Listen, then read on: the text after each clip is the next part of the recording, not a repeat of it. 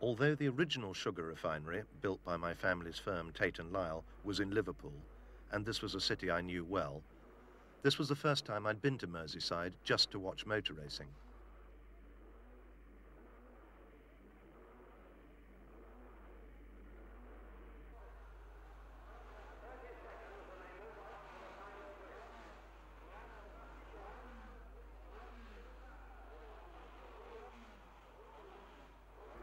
The proceedings opened with a Formula 3 race, won by, who else, Stirling Moss, in the Kieft.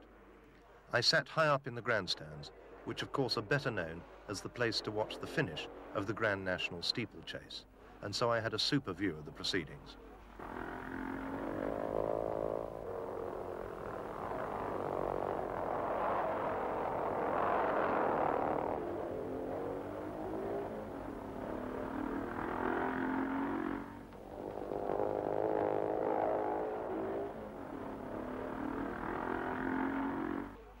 Before the start of the first leg of the Formula 1 race, the drivers were presented to the crowd in tattersalls, normally the province of the bookies at the horse races.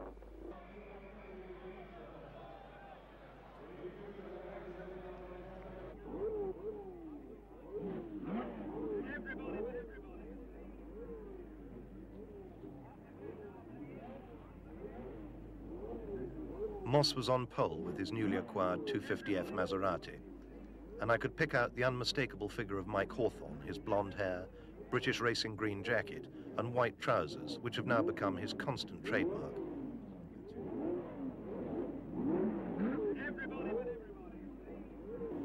With 2 minutes to go, the crowd went silent and expectations ran high. And then they were off into the distance and the first corner.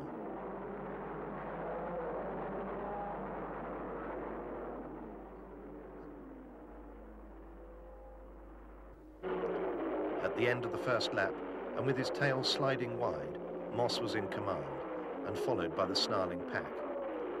This was only the second time the Daintree had been used for motor racing, the first having been earlier this year, in May, when they raced in the opposite direction, anti-clockwise.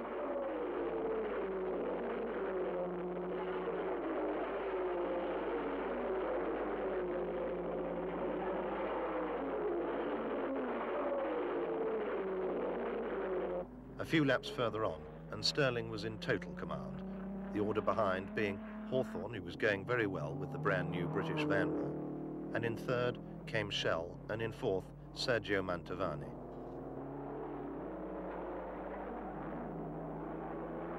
And so the Daily Telegraph trophy goes to Moss.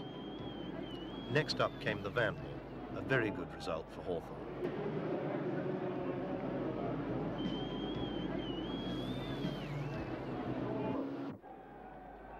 And then Moss came forward to collect his trophy and to hear the shutter clicks of the assembled press. This man has now made his name in Formula 3, in rallying for Roots Group and their Sunbeam Tolban, sports cars with Jaguar, and was now ready for the great leap forward into Grand Prix racing. He wanted to race a British car, but there appeared to be nothing worthy of him.